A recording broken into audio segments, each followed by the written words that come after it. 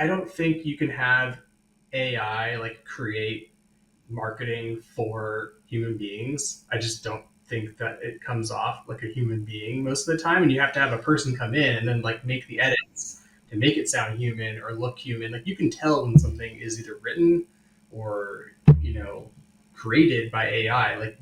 You can just tell. And so I'm sure it will obviously get better. I don't fear that it will replace me.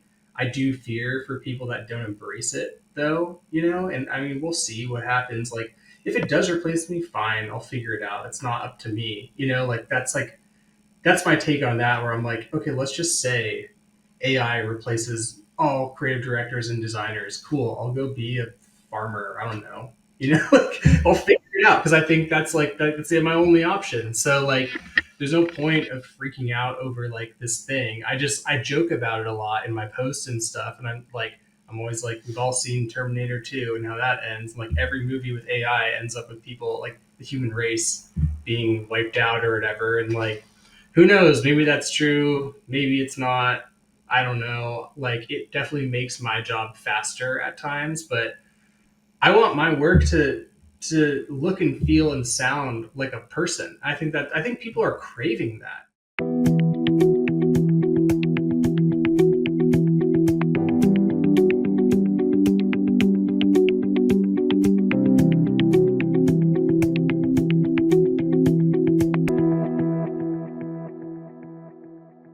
Some call Noah Charnow the Michelangelo of design. Others call him the Springsteen of creativity, or my favorite, the Isadora Duncan of innovation. But whatever they call him, he always makes an impact. He always leaves a mark.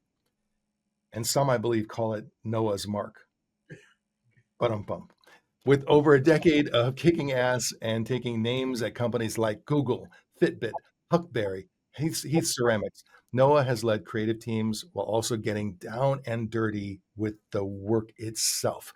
That's what I love most about him is that he's the guy thinking and doing, not just thinking, not just pontificating, but doing and making things happen. He has established brand identities, design guidelines, all the things you would expect from a creative director with extensive experience in both print and digital.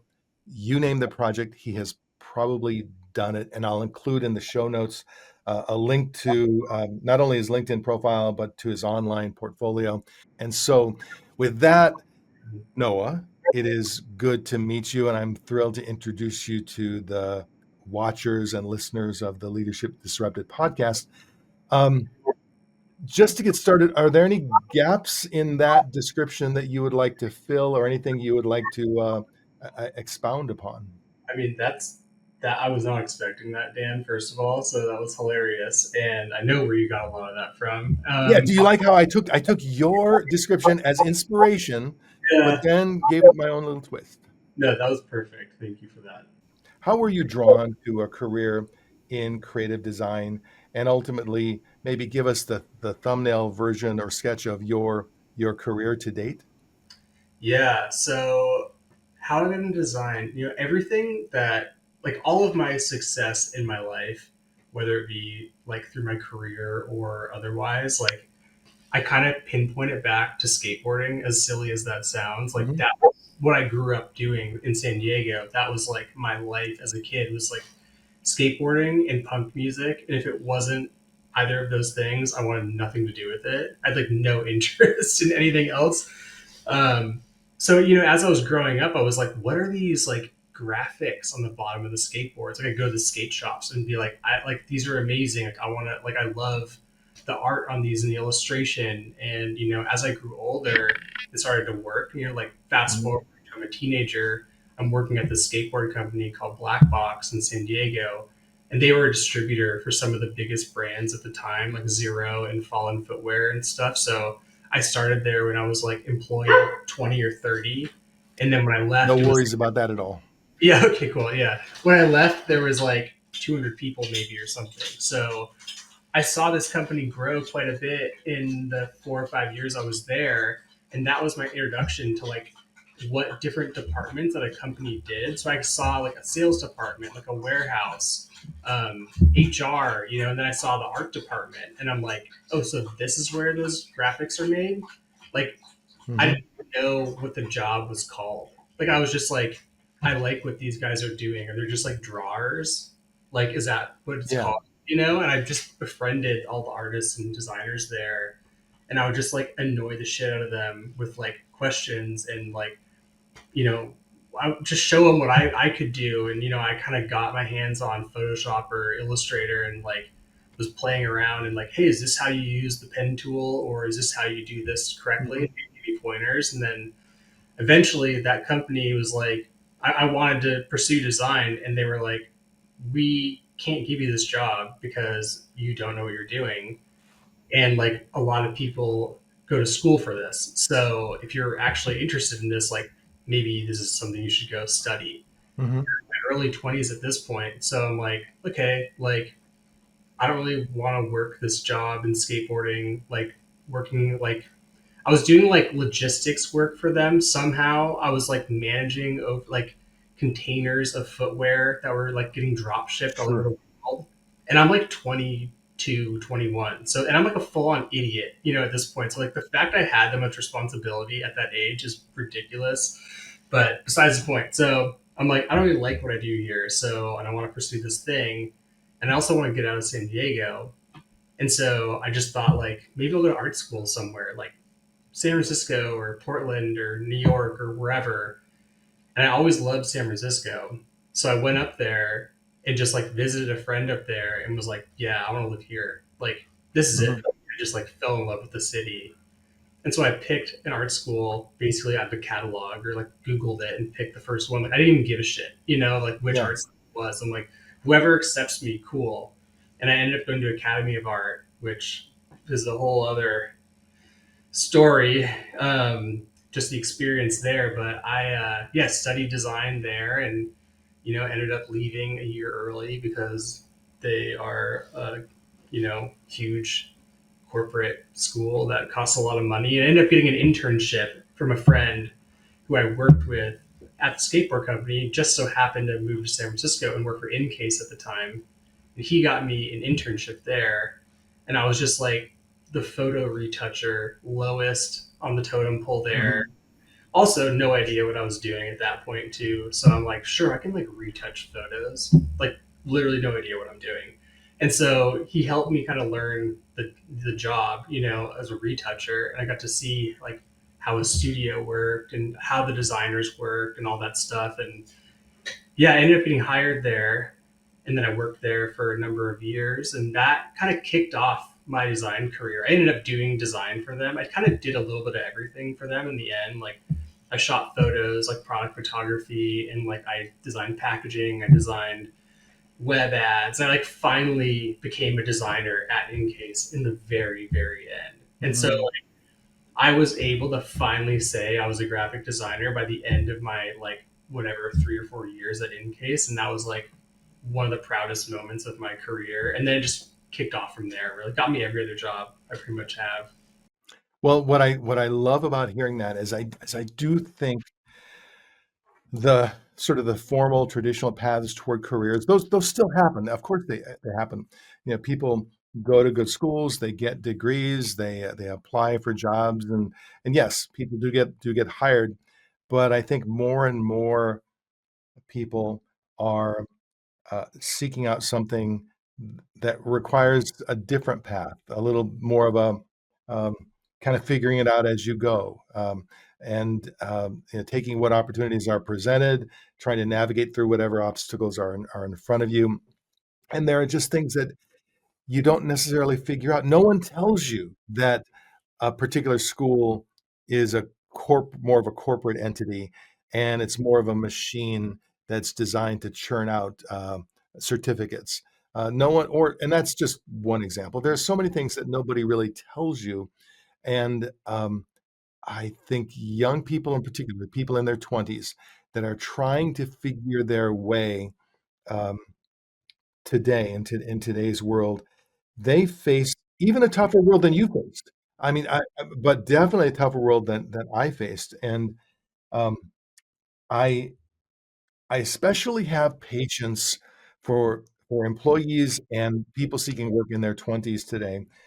I know they tend to be, and I'm not gonna label anybody, and I don't wanna overgeneralize, but they tend to be kinda cynical.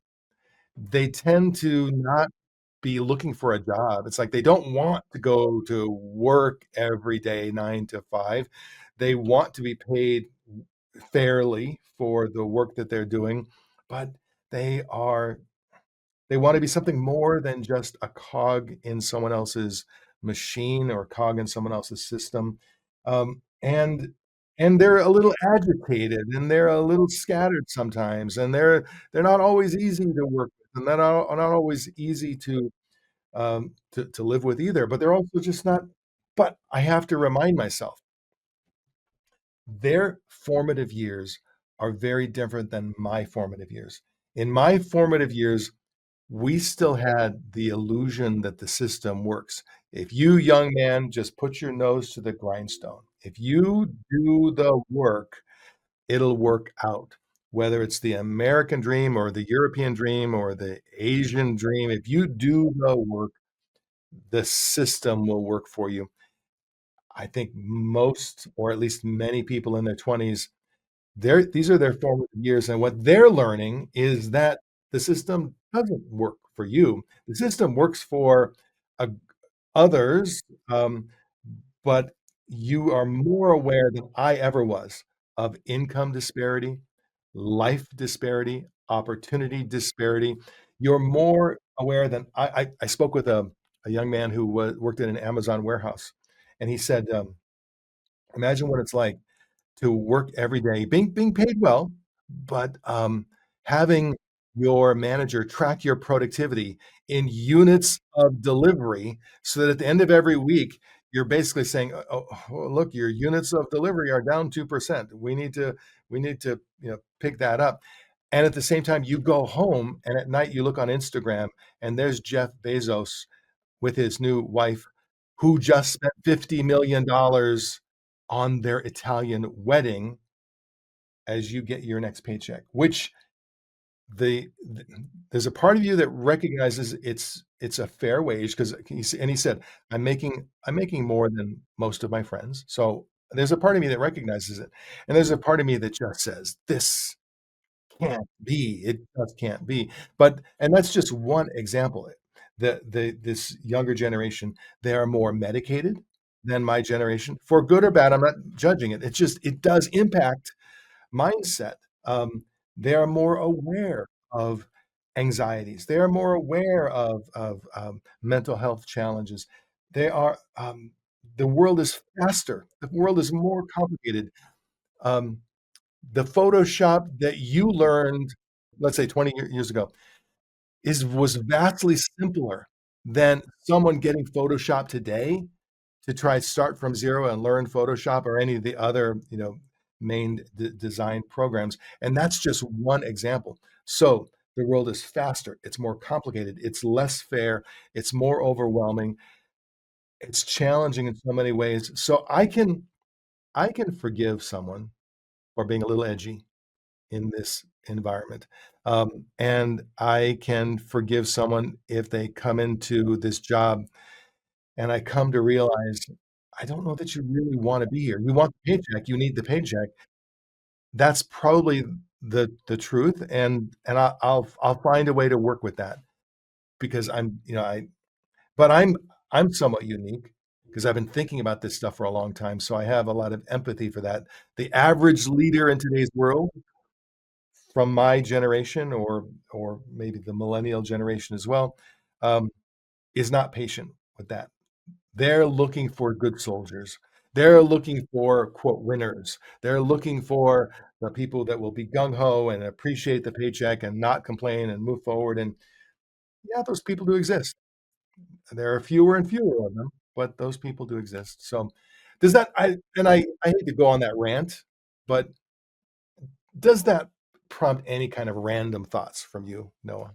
Well, this is like the thing that keeps me up at night. Like I'm like so glad you brought this up because I'm like, yeah, I like complain in my head. I'm like, yeah, is this stuff I talk to my therapist about? It's like this Yeah. existential like.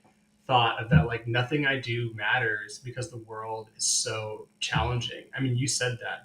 That was like sums it all up. Like it's a different world now, and this is my perspective, and it is so unfair and such a one way street that you're like, well, I mean, I do need a job to live, but if you're gonna like give me no security, employer, and kind of like fuck me over whenever you want, then I'm gonna only care so much, and that's just how it's gonna be. And that's like for me, and like I'm 40 years old, so like I'm in between these like two worlds. Like you, it's like I grew up. I feel like without the internet, and so it was like a simpler time, and information wasn't so quick to obtain. And then I also like had it at a pretty young age, and then we have today, and I feel like at my age, you're kind of like I feel what these younger kids are feeling too, because I'm experiencing it also. But in the beginning of my career, I was like, I'm gonna, head down, do what I'm told, go to college, get a job, buy a house, have a family. Like that is like nearly unobtainable at this point. I mean, very nearly obtainable. Like I have accomplished some of those things with help. Like I was able to buy a house in the worst part of Oakland, and it was, like with help, and I'm very fortunate for that. There's no way I could have done that on my own. And I've had a successful career, just too expensive, and that was with two incomes too. And it's like, And then all the while, because that was probably true 20 years ago, 30, 40, 50 years ago, that circumstances like that happened. But now in today's world, you are fed uh, other people's lives daily. So you get to see the really nice houses, the really nice areas of town, the really nice. You can be forgiven for thinking, man, everyone else must have 8% body fat. Every other guy must be driving a Bugatti. Oh, everyone must vacation in these amazing places. Everyone's kids must be bright and must love them and be happy and smiling. And of course, it's not true, but I think it's getting fed to us in and for younger people in their formative years, it's being fed to them. So the world was probably equally unfair in my formative years, but I just wasn't exposed to it. I grew up in a Norman Rockwellian world. I was literally a Boy Scout. I was literally a good little, well, not literally a good little soldier, but I was literally the kid who wanted to follow the rules, and I was going to get good grades, be a, be a good boy, and it'll eventually work out. So I come to my cynicism with 40 years of experience, but that 40 years also gives me uh, layers of protection where if I see photos of starving children in Palestine, of course, I don't like it. Of course, I think it's horrendous. Um, but if I had been fed those pictures, a constant feed day in, day out in my 20s, in my teens, it would have a very different impact on me. So um, and one of the questions that I ask myself is if we go forward into 26, 27, 2028, 2030, what is leadership going to look like? What kind of leaders do we need? Do we yearn for? And by we, I don't necessarily mean myself. I mean, I think the model for effective leadership has to evolve because you're not going to have your good soldiers.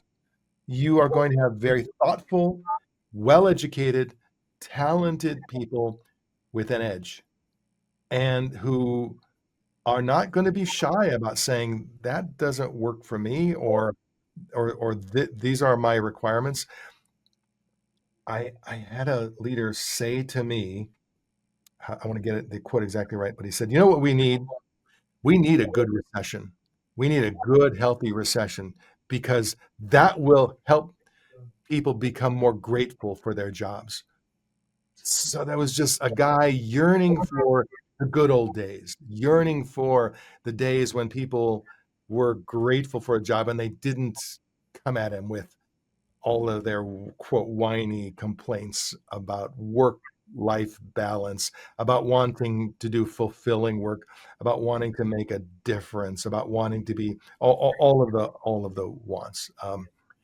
So so you though you worked a fair amount of time for Google, and Google is one of those companies I hear a lot of great things from people who worked for Google, who felt that whether they are still there or they've moved beyond Google, they have fondness for that work environment, fondness for their organization, maybe more so the first 20 years of Google, maybe more so and maybe less so today, but I don't know that for sure.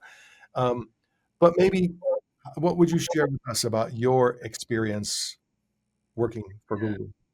I had an overall positive experience. You know, I joined through Fitbit, and I joined Fitbit knowing that I was quickly going to be absorbed by Google, and that was like Okay. part of the draw for me because I had never worked at a big corporation up until that point. I was always at like smaller startups like Heath and Huckberry and Chrome Industries, and I thought that that's kind of where my career was just going to stay. I was like, I'm never working at Apple or Facebook or blah Twitter or whatever, And then I hit Mhm, this point and I was like, okay, I think I need to go to the big dogs, like it's time to grow. So that's kind of like where my mind was and why I did that. So I knew to an extent what I was getting myself into. I knew it was going to be different than what I'm used to, and I wanted that, and I wanted to mhm, I wanted that experience of like being a cog in a machine and seeing what that was like. And overall positive. Of course, there's always things that you wish were different. My favorite time at Google was when Fitbit was like operating independently within Google. It was like the best team I've ever worked on, and I've made, mhm, honestly, I think everyone on that team is now, I could consider them like a lifelong friend. There's like some of the dearest, like smartest, just coolest, most interesting people I've ever met. So that was my favorite part of that time. Then, after they dissolved that and moved us all around, like that's when things started to get a little confusing. And mhm, I felt like I got to work on some really great projects, and I also got to work with some, really smart, talented people. But it was not what I had thought. Like when I got into Google, I was like, okay, this is like, I thought it was like going to be this well-oiled machine. Like the process is seamless, and like there's just like everyone knows what to do. Everything gets done so quickly because it's so efficient. And I was like, literally the opposite. Like zero process, like so mhm. many egos, and like so hard to get stuff done, and so much work we did that like never saw the light of day. And I think that worked. Like that experience, like I enjoyed it and I didn't enjoy it, that part of it, because I secretly love chaos, and so it's super chaotic there, and I loved that. Like I just thought it was like hilarious. A lot of the time they're just like these petty fights between managers and stuff like that, and I would just kind of sit back and be like, oh my god, this is like insane. Like this world I'm in is just like bizarre, and I get to work on a bunch of cool stuff. But the flip side is like, then I'd work on a campaign and it gets shot down or changes at the last minute, and you have to redo everything. And I'm sure that happens everywhere, but I could see that wearing on people, and I just adapted the mindset of like, I'm just here to like do as I'm told and try to do the best job I can, but I can't get emotionally involved too much, or else I'm gonna be like some of these people that are like so miserable. Like I saw that there, people were just over it, and like they were only there for the paycheck, and I didn't want to be one of those people. So what I love about meeting someone like you and bringing you onto the podcast like this is because when you listen to Larry Page or Sergey Brin at conferences or on podcasts or in any kind of media, you do get this sense of this pristine organization that is so well oiled and so high minded and doing such amazing things.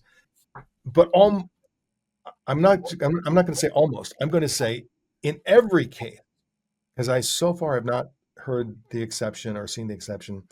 When you have a large organization and you get into the belly of the beast, so to speak, it gets very human.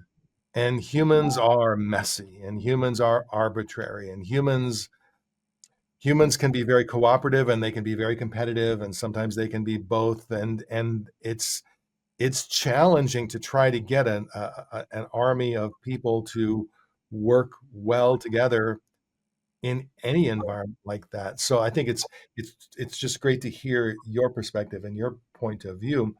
Um, the other thing I noticed about you was, I've gone online and I've seen your work, and you're incredibly talented. So I think in the creative space, you're the kind of person many people would say, I I would love to have someone like that work with us or work for us. Um, and and yet to successfully have someone like you work with us, so to speak, what does it really take? Like what are you looking for from a leader, a manager, an organization? Because I mean, I don't want to put too much on your shoulders, but I think you are kind of a prototype of the young-ish, I won't call you young, but young-ish employee, hyper talented, actually very motivated, very willing to work and to work hard, but you come with a set of both instructions and requirements. And so if we were to look at your label, what would be the instructions and the requirements, maybe even the warning label? What would come with you? Warning label, like I get no fucks. Basically, is the warning label. Like I put me first. Uh-huh. Sorry, you know, like Yeah. I always do that, and I put my people first as a manager. And that's kind of what I think is missing a lot now. It's like I want to work in an environment where like I do feel heard and seen, and that at least my manager has my back. Like that's like the bare minimum. And like that's seemingly hard to find. Apparently. So that's like what I want. I want a fun environment. Like you can't take your work too seriously because it's not serious. Like I sat in an example. I sat in a meeting one time about marketing Pixel phones, and I looked around the room, and there's like a bunch of people on iPhones. Like people did use Pixel phones, like for sure. But like I use an iPhone. And I worked at Google, and there were a lot of other people that did, and I was like, this is hilarious. Like I'm in this like meeting of how we market this new phone, and all of us are on iPhones, or a handful of us, I'll say, and it's like, how can you not laugh at this? Like this is ridiculous. And I want to work in a place that acknowledges that, like the ridiculousness of what we're doing. I think like Liquid Death does that really well, and there's a number of brands I think that like realize that. It's like you can have fun and do good work or make a good product. Like that is number one to me. And then also I'm going to work remote, and you're going to give me full benefits, and you all have to be cool, and there's a no asshole policy, and everyone has to be kind. um, yeah, I mean that's kind of what I want. I just want to work with like nice people that are motivated Yeah. and kind. I think that's the big thing I keep realizing is like I really want to work with nice people. I don't want to work with people that have egos. I like barely like myself enough to like get up every day, and I think that removes my ego from like, or I try to have that remove my ego. Like, I just want to do good work with good people, and that's kind of it. Like I'm a simple person, just like make rad shit, be nice, have fun. That's it. And somehow that whole idea has gotten so like convoluted. It's like doesn't even exist anymore. It feels like. The willingness to even say the words or the willingness to have standards is a challenge for some leaders. There's a sense that the the the the the scales should be tilted in the direction of appreciating the paycheck, appreciating the job. Certainly, we're going to treat people nice and treat people well, but the idea of advocating for oneself, it strikes some as as challenging. And I think whenever I talk to leaders about generational conflict, I have a client that I worked with for a couple of years where their big issue was they had middle-aged and older leaders and then a much younger workforce. And they absolutely recognized that there was a generational void that was getting in the way of their business. But their viewpoint on the generational void was we need to train the younger folks. We need to, so in their view, the training requirement, the coaching requirement, the mentoring requirement, all was we need to help the younger folks align more with the language and the values of the older folks. And by seeing it that way, they almost were guaranteeing that nothing was going to change, no matter what they did. And I'm not saying that one group is right or wrong. I'm saying that if you view it as we need to help them work differently and better to align with the values of boomers or millennials, the reality is that um, there's probably a meeting in the middle. Building a little more empathy, a little more, but also a little more accountability, building a little more, you know, psychological safety, and at the same time, also building a little more discipline regarding work ethic. But that's part of dialogue. That's part of a work group coming together where nobody feels like you're the problem and I'm the solution. Or um, and the I think the deeper challenge under all of that is that the workforce is changing, the work world is changing, and I don't think leaders are evolving rapidly enough to meet the moment. And uh, I, I feel bad about it. I feel like it requires a degree of self-reflection that many leaders just aren't willing to make right now. They're not giving it the energy that it needs. And I can empathize with that though, because if I've had a successful career for 30 years leading in a certain way, well, don't tell me that now I need to change my game because my game's been working. My game has paid for that house. My game has paid for that car. My game has paid for this lifestyle. It's paid for all of these. So my game is working. Don't tell me I need to change. It's a much easier message if you tell me, well, they need to be more something, whatever that might be.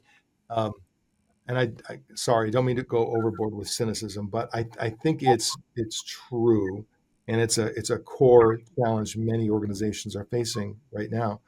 Um, so as you look forward, into your future, um, how has AI impacted the design world? I've talked to a lot of non-designers about it, and lots of theories about how it's impacting the world of graphic design and et cetera. And I say this as a guilty pleasure user of AI graphics. I love the idea of being able to go into ChatGPT and say, "Hey, I've got something in my head. Can you create this for me?" I even um, uh, I went to ChatGPT and I found a picture of Jimmy Kimmel laughing with some star that he was interviewing, and I wanted to post on social media a post that said, "Hey, I'm with Jimmy when it comes to free speech." Mm-hmm. So I uploaded this photo of this star, and I uploaded a photo of me, and I said, "Can you replace me with the star so that I'm sitting there laughing with Jimmy Kimmel, and I can say I'm with Jimmy." It was 3 minutes max, and it was fantastic. It was to the point where it looked. I had once I posted it, I had a couple people reach out to say, "When were you on Kimmel? I never heard about that." So it was that. Now I do that, and I realized the graphic power of these tools. How is it impacting the world of graphic designers, creative directors? Yeah, it's funny because I used it the other day for the first time to like make me a logo. I was designing myself a logo, and I was like, "God, this is gonna take fucking ever." And then just put it into like Chat GPT or whatever, and it like spit it out. And I was like, "All right, I guess I see why this is a tool now." You know? Yeah. But I feel like if you don't embrace it, you're gonna get left in the dust. I don't think it's there. I don't think it's where we want it to be yet. Like I don't think you can have AI like create marketing for human beings. I just don't think that it comes off like a human being most of the time. And you have to have a person come in and then like make the Yeah. edits to make it sound human or look human. Like you can tell when something is either written or, you know, created by AI. You can just tell. And so I'm sure it'll obviously get better. I don't fear that it will replace me. I do fear for people that don't embrace it though, and I mean we'll see what happens. Like if it does replace me, fine, I'll figure it out. It's not up to me. That's my take on that where I'm like, okay, let's just say AI replaces all creative directors and designers. Cool. I'll go be a farmer. I don't know. I'll Yeah. figure it out because I think that's my only option. So there's no point of freaking out over like this thing. I joke about it a lot in my posts and stuff, and I'm always like, we've all seen Terminator 2 and how that ends. Like every movie with AI ends up with people like the human race being wiped out or whatever, and like who knows? Maybe that's true. Maybe it's not. I don't know. Like it definitely makes my job faster at times, but I want my work to look and feel and sound like a person. I think people are craving that, and I'm going to go as far as to predict that like people want that so bad that they're going to be like this movement against AI because they're like, why does this look too perfect? This looks too AI. I want the typo. Like I want to see the blemishes on the person's face in this photo. Like it's gonna just the pendulum's gonna swing. I feel like it's I think you're absolutely correct, and even the humanness of the writing and the text. I have a fair number of friends on LinkedIn who have, over the last 2 years, become much more frequent in their postings. Um, and I've said to myself, I know this person doesn't write with that level of volume. And then you look at the postings, and the postings are all fine. They're fine. They're fine. They're normal. They're bland, vanilla, but fine. And those kinds of posts, I think we're all going to get more and more and more attuned to that. And we're going to be hungry for the humanness of real posts. For example, you and I, honestly, I think we talked about this before. I wrote something down that you had posted, and this is what actually grabbed me and caused me to say, I want to talk to that guy. You wrote one single sentence, and this was your sentence. If I have to work a 9 to 5 in my next life, I would rather be reincarnated as a urinal cake. that's true. I do not imagine AI ever generating that sentence. It did not. And even if you told it to be acerbic, even if you told it to be something, I wouldn't generate that sentence. And so that grabbed me, and that said, I think there's somebody that I would just like to get to know. And so then we reached out and we connected. So I think you're absolutely right. It is going to require writers, creatives of all kinds to up their game, to be thoughtful about how they're leveraging AI tools. I think you do have to work with them and master them so that you know what they can do and what they cannot do, because you may not, but your clients are, and so I think you have to get inside and experiment with the tools. I like to in a typical workday, I have a particular web browser open with 5 tabs, and those tabs are all ChatGPT, Claude, Perplexity, a couple of other video and graphics generators, and it's just off in the corner, and I go through many days without ever going to it, but every now and then something will come up, and I will say, I don't I don't want to spend 20 minutes thinking through how to describe a specific thing. And particularly if it's for my employer, I will say, all right, yeah, that's going to be good enough. And I will use it. If it's anything that is a reflection of me, if I'm going to post something on LinkedIn, if I'm going to work on a new book, if I'm going to do anything that is a reflection of me, I don't let AI touch it. Maybe for some research, I might do some like background research, but it doesn't touch the actual writing, even if it was better. So there's just something about that that I just don't want to have happen. I Um, mean, like I'm the same. Like I want it to set things to look and sound like me. So for my writing for LinkedIn posts, I don't use it. Like that's all just my like dumbass brain. Like when I'm sitting on the couch at the end of the day, I'm like I think of something stupid to say. I'm like, oh, that'd be funny on LinkedIn or in the shower or whatever. It's like those are just like random thoughts. And my editor, my wife, actually, she like, I'll like tell her, and she's like, "That's the dumbest thing I've ever heard." I'm like, "Great, I'm gonna post it then. We'll see what happens." yeah. Um, but Okay, so I'm going to read another one that grabbed me. You wrote, "If I'm ever forced back into an office, I swear to God, I will be that coworker who cooks fish in the microwave every single day." Again, love it. take Grabbed the, my attention. Um, and unfortunately, we all know that coworker, or we have known that coworker in our I know. work I was environments.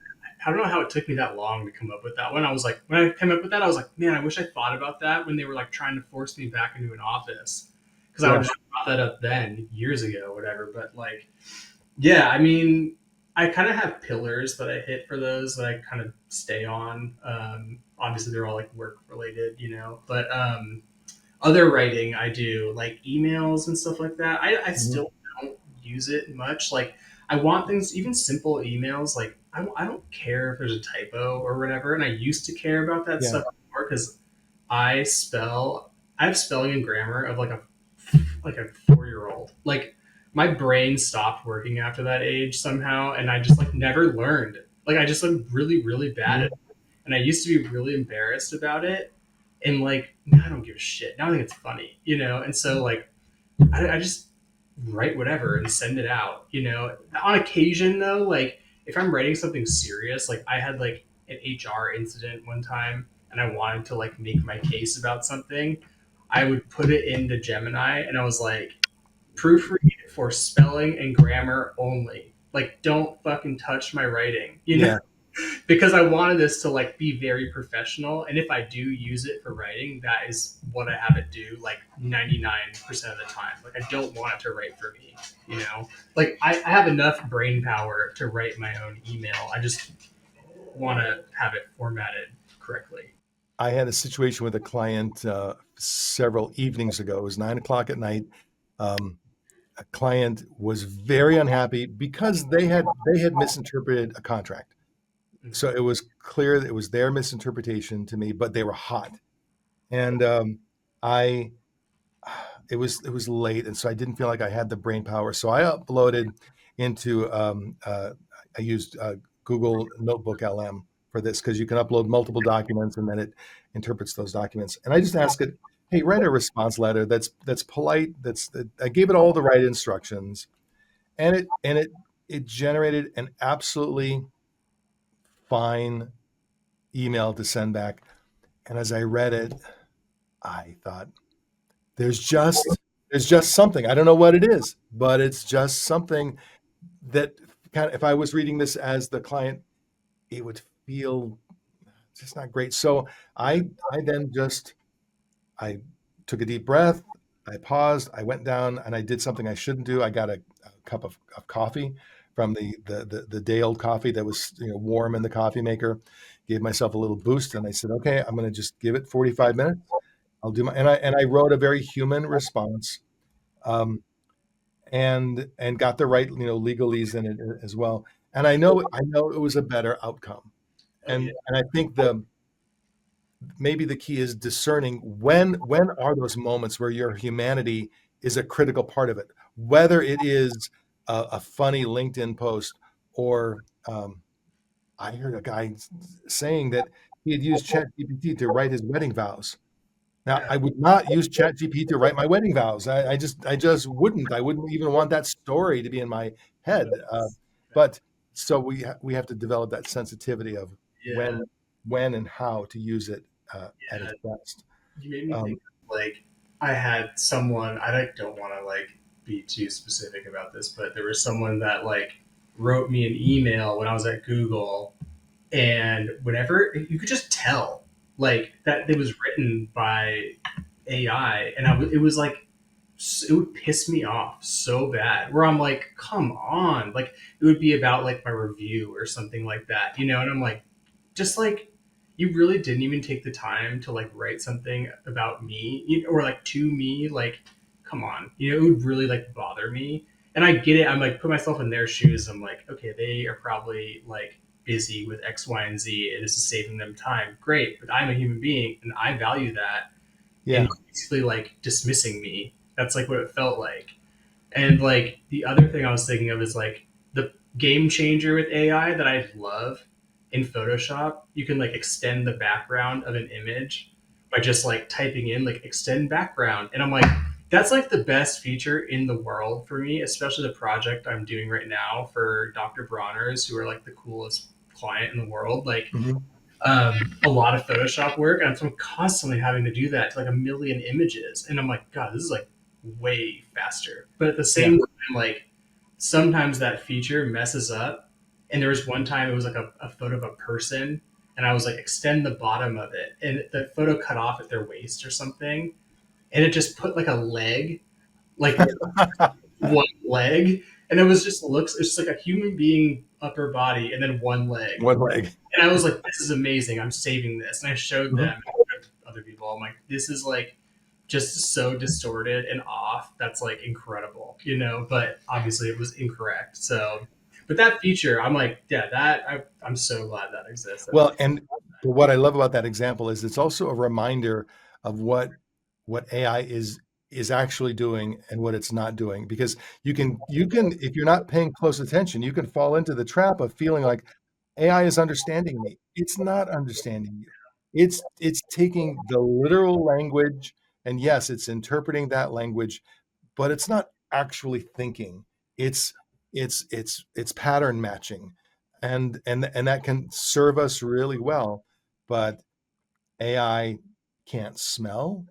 AI can't love. AI can't hold a puppy and feel any sense of warmth or affection. AI, you tell AI to write a loving message, it'll do a pattern match. It'll pattern match with other quote loving messages, and it'll produce something, but it won't actually produce that. It won't actually think. And so, and that's not even criticism. That's simply recognizing how those tools work.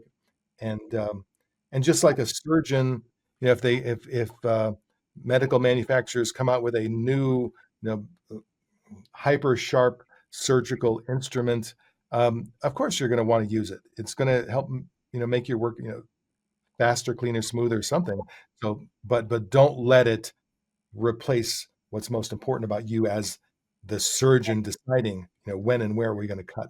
I don't know if that's a great analogy, but that's I the understand. Yeah. No, um, you know, it's not going to replace us. so then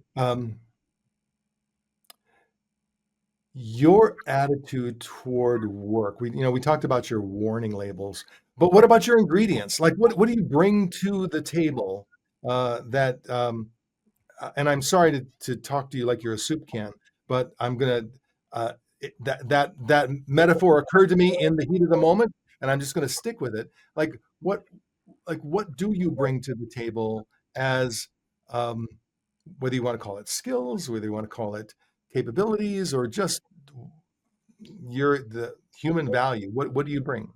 Me. I mean, like, I am the only Noah that exists, and I'm a freaking weirdo. Like, I don't know. Like, I'm me. You see my posts. Like, that's what I Yeah, bring, and that's why I started to even post on there like that, because I was like, this is the energy I bring to a team, and this is what I've always been complimented on is like my dumb comments or whatever, saying something funny in a meeting or whatever, and just being yeah, and like was like, oh, maybe I can show that on LinkedIn, and like that would give me that people would see the value in adding me to a team. Like there are a million creative directors, and I'm not naive. Like there are ones way better than me. I never would claim that I'm like the best at anything. I jokingly do, but like man, I have to like work for that skill. Like it is not natural for Mhm. me. Like I can, there's always something to learn. I could always be better. And I like really am like I appreciate people are like, oh, your work's so good and all that. And I'm like, really? Like I had to like work so hard to get to this result. And there's people that could just do it, Yeah. like so easily. Anyways, so I just bring like I bring the thunder, simplest form. Like I'm just ready to have a good time and do good work and just like make it a positive environment because life is too short and like we have to sit at work all day. At least we can like treat each other like human beings and share a joke and not take it all too seriously and like that is an asset. I've worked at enough places where like I am the only person who does that and which is to me amazing. Yeah. And I think it's. I mean, not that I'm so amazing. I just mean that like there aren't enough people that are willing to just like be themselves. I think something shifted around the pandemic. Um, where pre-pandemic, and I'm way overgeneralizing, but I think pre-pandemic, the typical work environment was an office environment, was a cubicle environment with the you know the glass windows on the periphery, um, and when we were forced to go back to our homes and work from our homes for an extended period of time, not just a week or two, but 6 months, a year and a half, 2 years. I think something shifted within a lot of us that I had one young woman say to me when I finally was forced to come back to the office. I wasn't looking forward to it, but I wasn't hating it. I wasn't hating the idea because I liked my job. I liked the people before the pandemic. So she said I came back to the office because we were required to, but then I sat in my cubicle and I had forgotten how beige it was. I'd forgotten, oh, there's no direct sunlight.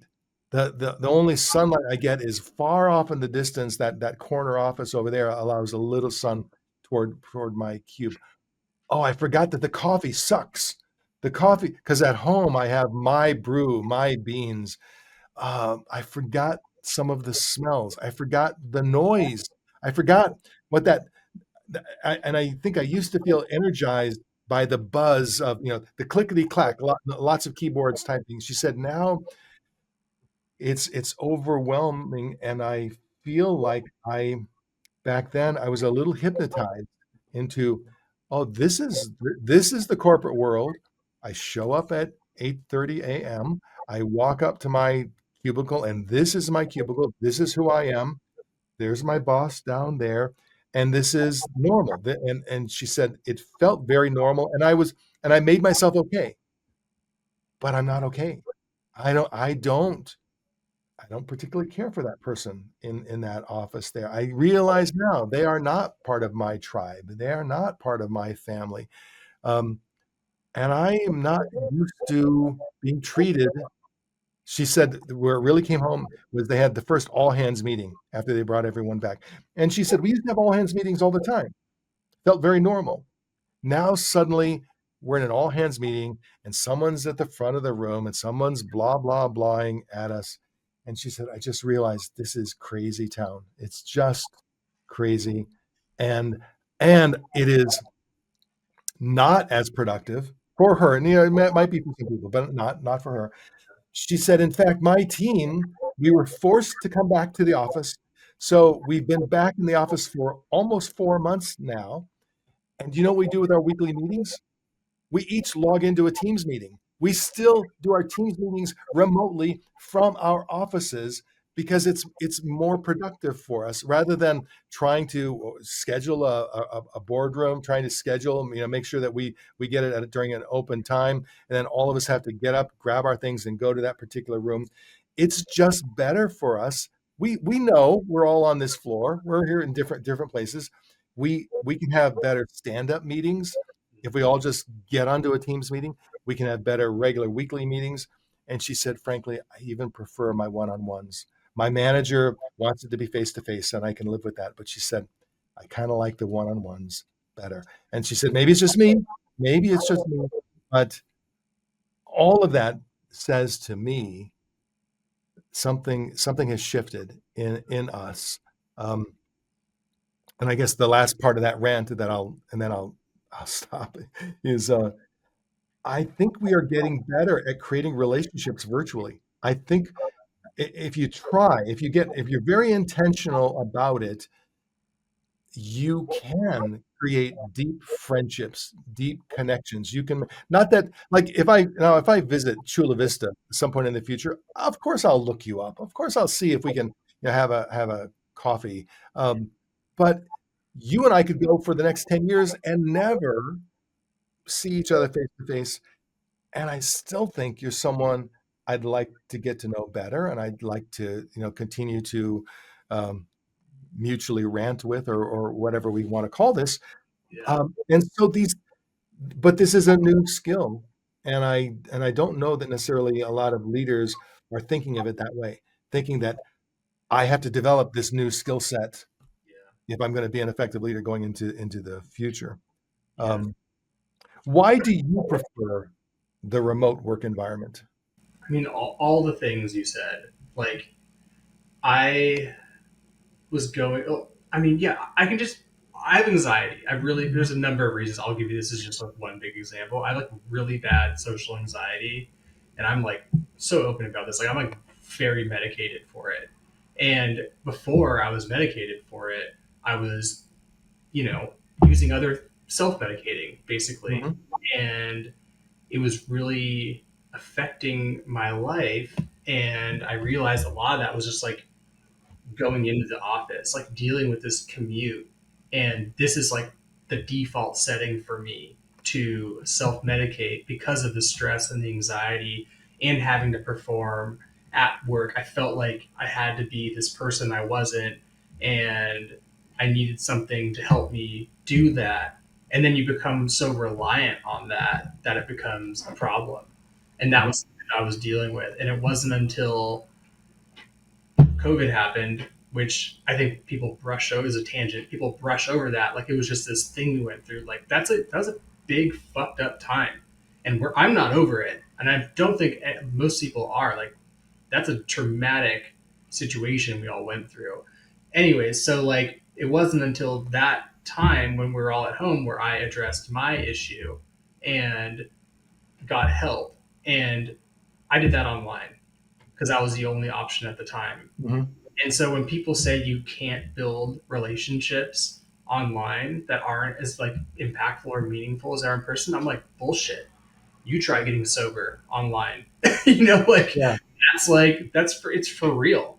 And there's people I've met through that experience that I've never met in real life, and that was almost 5 years ago for me. And like, yeah, like some of my closest friends at this point, some of them I've never met in person, or maybe I have once or twice, but our majority of our relationship is online like this. Like it allows people to be more vulnerable. I feel like too. They don't have to feel like they need to fit into this persona of what an office worker is or does. Like you can just be you. So much easier online. I can't explain it. I mean, it just removes that anxiety for me. And so like when I was gonna go back into an office, I was dealing with my own stuff and addressing it, and I was like, I'm not going back. Are you kidding me? Like you should have seen what it was doing to my life. Like I realized that was I'm not blaming all of it on that, but it was a large contributing factor. And I'm like, I'm not going back. Like, are you kidding me? It's putting me in like a potentially dangerous Yeah. situation. And that's why I feel like these RTO plans, like forcing people back, is such a bad idea because you never know what someone's going through, and you can't put a one size fits all approach to this and be like everyone come back. And like I'm happy to talk about that openly now because I know there's a lot of people out there like me um, that have been affected by substances and alcohol and stuff like that, and like and I want to use that experience to be helpful at the end of the day. And like it was humiliating for me at first to have to tell that to my employer, instead of just like letting me do the job from home where I've been doing it at that point Yeah. for a number of years. And then I have to go like, oh, by the way, I'm like have an addiction I'm dealing with, and like you want me to come back because you want to have a team meeting. Like, are you fucking kidding me? Like, and like I definitely can't be the only person, that has some situation like that. And then on top of it, it's like if you're a parent, all the things like I am a parent, and like I get to take my kid to daycare every day. I get to pick him up. Like I get to, just be around more. And when he's old enough to like play sports or do whatever he's going to do, like I want to be there for him because that is far more important than a commute. And so I think it's shown us that like life is the priority now, not work. And then, I, and it doesn't necessarily. I completely agree with you. I will also say my employer gets far more productivity out of me today than the employer that I worked for 10 years ago, where I was going into the office and doing the office thing. I get up a little earlier, because I don't have to spend 40 minutes driving. I get up a little earlier, and I I will take little mini breaks throughout the day because I can. Because but then I also work longer. I work whatever the work needs. And so there will be times where I'm working at 7 p.m. or 8 or even 9 and 9:30, and it's fine. I'm fine with that. It's I feel like it's give and take. It's in terms of flexibility, and the level of creativity, the level of innovation that my employer gets from me is honestly through the roof compared to what it used to be. And yet it's hard to show that.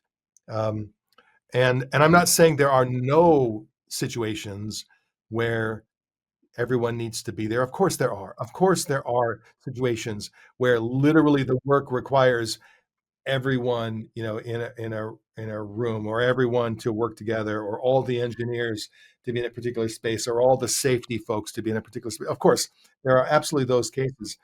But if you can't objectively look at the requirements of the work role, and understand that making remote work available opens up the aperture to a whole set of talent that you're closing yourself off to if you don't maintain an openness to that. But I think much of that is being driven. It's not 100%, but most of the guys, and I'm going to say guys because it's mostly old, middle-aged, slightly pudgy white guys. Not all, but mostly, who will stand up and say, "We're bringing everyone back to the office." And why do they? So why? For culture. We need to bring everyone back for culture, and they're blind to how stupid that sounds. Yeah. And we want to create a sense of cohesion. We want to create accountability. We want to drive a better work environment. Whatever. And um, but it is happening, and it's I think we'll probably see the pendulum swing in one direction and then swing back. Um, who knows? But I think for organizations like with my team, I have a team that ranges from Singapore to the U.S. West Coast, East Coast, Middle America, Europe, um, uh, Eastern Europe, uh, Asia, India. Um, what I tell all of them is that to be effective as a team in this work environment, we have to up our game from an like inter accountability standpoint. Like in the past, if we all worked together in an office, if you were late on delivering something to me, I could pass by your cubicle, and I could kind of tap the edge of your cubicle to say, "Hey, can you get that report to me before the end of the day?" A little polite reminder, and you get tagged, and you remember, and you'll get it off to me. Those little cues that we get from each other kind of perhaps kept us on track with each other in a remote environment. All of that has to be done very intentionally. You have to, um, and if you commit to a deliverable and it's not going to happen, you have to intentionally reach out to let the people know in advance that it's not going to happen. Don't have them chasing you for that report or whatever. And And if we can up our personal accountability game along with the personal productivity game, I think it's the best of all worlds then. We get the environment that we want that gives us the flexibility and is actually far more productive. The last in office job I had, I would literally go hide to do my work because I couldn't do it at my desk because it was an open office, and the Yeah, one of the founders literally sat right behind me, facing my screen. So like that was, I mean, one that was like a big. I mean, he was fine, whatever. He was great, but like, it was nerve wracking. And if I was doing something creative and like brainstorming, it's like people are like, I don't like this, commenting, or did you ever think about that? And I'm like, I know these are all like coming from a good place, but I'm like literally just like throwing spaghetti at the wall of this stage of the create of like the logo or whatever it is. So like I would go hide. So like I don't want to do that. Or I'd go like take breaks. There was one job where I would like this is years early in my career. I would go and like hide in the bathroom and like play words with friends to like get away yeah. from people. Like sit in the stall and like just to have alone time, like not even use the bathroom, just like I just I don't know. You find the most creative ways to like escape work, escape your desk, your cubicle. That's what I did at least. So Noah, what I know for sure is that there are people listening to this going, I I do that. And I thought I was the only one. And I know that's happening because I did that. I went to hide in the bathroom. The way I would give myself a break is I would go and find not just a stall, but the end stall, next to a wall, and I would just zone out, or sometimes, bring my phone and zone out, or my laptop, or I would go down to my car and I would sit in my car. But then that requires, you have to park far away because you don't want anybody like walking by who recognizes you. But um, I, I do think that um, a lot of us, possibly all of us, but let's just say a lot of us need that alone time to process things, to think about. I mean, I was having anxiety as you just described, like working in your office space with your screen up, and you're working on something, and somebody walks by and goes, "What's that?" Or, "Oh," even the comment, "Oh, that's cool." Just that, even that's not great because it breaks you out of the thinking mode. It breaks you out of.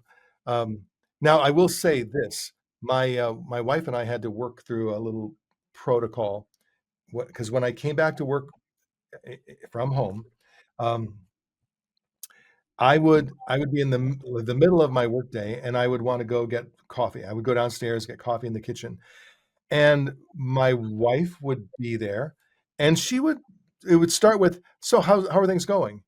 And I would say, "Things are going fine." And then she would ask another question, and then we'd get drawn into a conversation, and it really wasn't the right time to have a conversation. And I found myself avoiding going downstairs because if I go down to get coffee, I will get sucked into a conversation. And we eventually worked through, our mutual understanding that the work hours are the work hours, and I will come down and I'll say hi, but don't take it personally if I say, "Hey, I've got to run right up because I just snuck out of a Teams meeting because I'm not showing my camera and I have to sneak right back up to it." But again, I think that's part of the new workplace protocols that we're all kind of working through and figuring out how to make remote work work.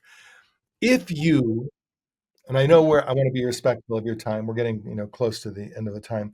But if you were to talk to one of these guys who's driving a quote return to office, and in a non-blaming or abrasive way, if you were to give him some solid advice on the benefits of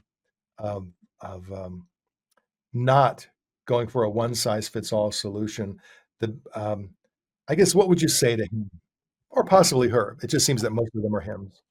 I would say you're probably in a position to where you could be retiring right now, and that might be an option for you. Yeah, This is not how we work.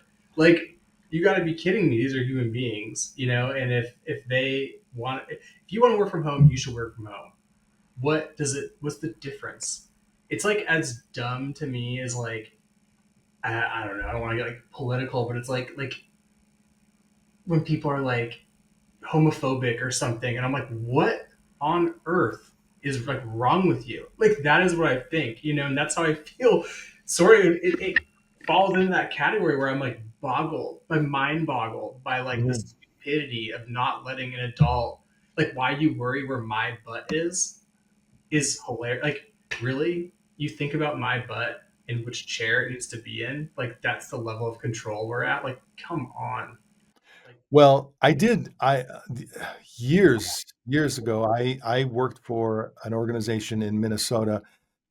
The business was based in an old historic building from the early 1900s, and the way the architecture was set up, it was a three-story building. The entire center of the building, a long building, 3 stories, the entire center of the building was one big open space. And then on the two ends, all of the executive offices were aligned on the ends with windows facing inwards. So if you were an executive, you could go to your office and you could look down to this large open space and you could see all the bees buzzing. You could see all the work happening. And even then, this was pre-pandemic, but even then I thought, wow, that's an architectural representation of how those leaders wanted it to be. I want to be able to look at the vast sea of humans working hard to crank my machine forward. And it may not be that severe for leaders today, um, but I do think some version of that drives this desire to bring people back into the office. Um, so here's how I'd like to wrap this up because I think now I've gone and I've looked at your portfolio online and some of your other works, and so I'm just going to say anybody who is interested in learning more about Noah, you can first of all go to the show notes of this podcast, and I'll have links there for you. But I would just encourage you go down a couple of rabbit holes, follow his work, and then I mean, the worst thing that could happen is you get to know a new person. So I would encourage you to do that. And also, I think Noah, a conversation like this, the entire purpose of this podcast is an acknowledgement that the work world is changing in ways that we see, maybe in subtle ways that we don't see yet. Um, it's going to be different in 2030. It's going to be different. And I don't know everything about what that means. I don't know if leaders will lead larger teams or smaller. I just know they're going to be different. And the skills to lead in 2030 are going to be different. You're going to have to evolve. And so these podcasts are not part of the answer, like the solution. We're not here to say, okay, we have figured it out and it needs to be this way. It's more about talking it through and talking through the issues and challenges and making this part of figuring it out over time. I just think every week I talk to somebody really interesting. We figure out a few things, have a few laughs, um, occasionally cry, not often, but occasionally, uh, and it's part of the journey of figuring out what is it going to be like, and then what do we do about that? Any final words? Anything last things you would love to share?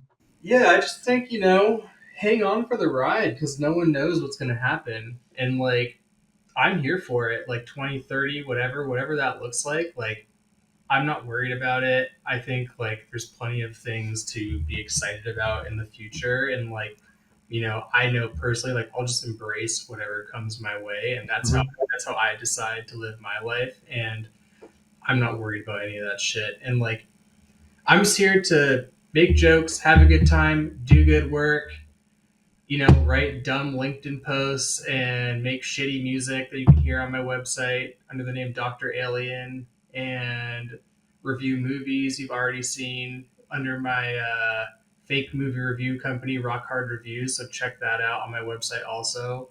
Um, yeah, I'm just here to make shit. And Brand Daddy, don't forget Brand Daddy. That's new, and Brand Daddy. It's the new newsletter and blog of all of the most unhelpful information you can find on LinkedIn is all at Brand Daddy. Noah Okay, Charnow. I'll be honest. I read the most recent post and I thought, well, that's brave. It was good.